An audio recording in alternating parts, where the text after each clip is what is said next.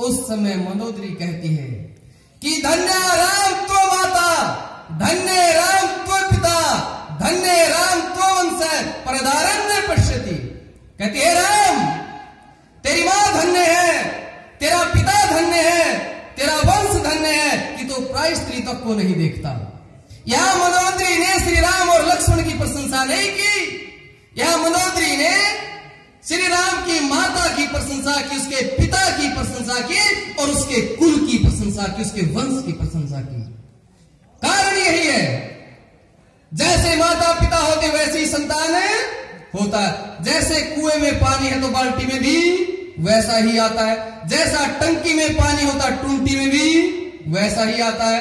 और आप सबको पता भी है, एक कंपनी जब प्रोडक्ट बनाती है और अब कहती है कि मेरे इस प्रोडक्ट की मेरी कोई गारंटी वारंटी नहीं, तो हम कहते हैं कंपनी नकली है। कंपनी कैसी? कहते हैं नकली कंपनी का माल है। कहते कि नहीं कहते?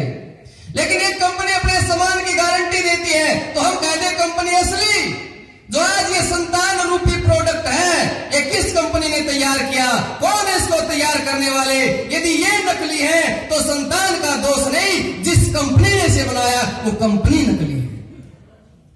लेकिन आज हमें विचार करना होगा। अरे एक किसान, एक अनपढ़ किसान बीज बोने से पहले भूमि तैयार करता है, ऋतु देखता है, बीज को संस्कारित करता है, तब बीज बोता है। और कितने? 6 महीने की कमाई। क्या किसी ने विचार किया है जिसके ऊपर मेरी वर्षों की कमाई है? क्या किसी ने विचार किया कि मैं मेरी उस फसल के लिए जो ऋषियों ने संस्कार बताया है मैं वो कर रहा हूं कि नहीं कर रहा हूं? तो मैं ज्यादा समय नहीं लेता, थोड़े से भी बता दिया है आपको। गृहस्थी संस्कार विधि पढ़े, सत्यार्थ प्रकाश पढ़े, सत्यार्थ प्रकाश का द्वितीय समोल्लास और चतुर्थ समोल्लास, असल तो सारे पढ़े। ये 2 पर तो विशेष बल दो, विशेष बल। ऋषि ज्ञान ने कितना खोल के बताया है। मैं स्कूल में पढ़ाता था, स्कूल लड़कियों का था। अब आर्य समाज में मास्टर है तो 2-4 अच्छी बात बताए बिना तो जावे नहीं वो, क्योंकि आर्य समाज ने बोले बिना डटे नहीं वो। और रोज मैं कक्षा में बात बताया करता। एक लड़की मेरे शुरू होते कहती गुरुजी बस ये बात ना छेड़ा करो आप। मैंने कहा बड़ी बदतमीज है, इतना ही समझाओ फिर भी नहीं मानती, सीधे बोल देती वो।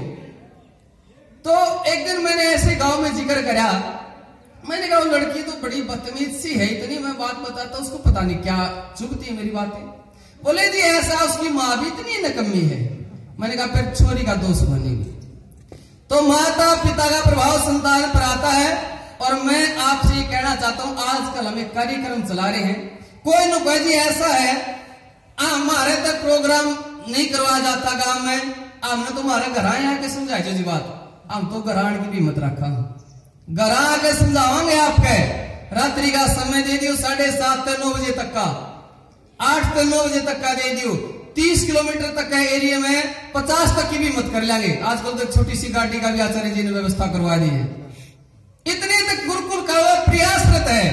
मैं गंगाना जाऊं, किसी घर में हवन करने के लिए गया था, हवन कराया था तो वहां फिर बाद में बताया भाई छोरा इंस्पेक्टर है या बहु सब इंस्पेक्टर है, यू MBBS डॉक्टर है, वो सारे पढ़े लिखे से थे। हवन का कुदरती सूत बैठ गया मेरा। मैंने कहा भाई कक्षा शुरू करो यार। वह जितने बैठते मैं वहां जाता हूँ, कक्षा गंगाना में कक्षा चल रही है, कालवा गांव में सुबह शाम दोनों समय कक्षा चल रही है। हम खूब जितना हो रहा उतना कर रहे हैं, फिर भी आप लोग भी तो सारा जो कुछ है, कोई तो कहो भाई हमारे गांव में आओ जी कक्षा शुरू करो, मैं हमारे कुनबे गए तो बैठाऊंगा, दूसरे हमारे कुनबे के 10-20 जो भी हम बैठावांगे, आओ आप, हम तैयार है। मैं जिसा जाना उतना तो बतावांगे। तो मैं ज्यादा समय ना लेते हुए शब्दों के साथ अपनी वाणी को विराम देता हूँ।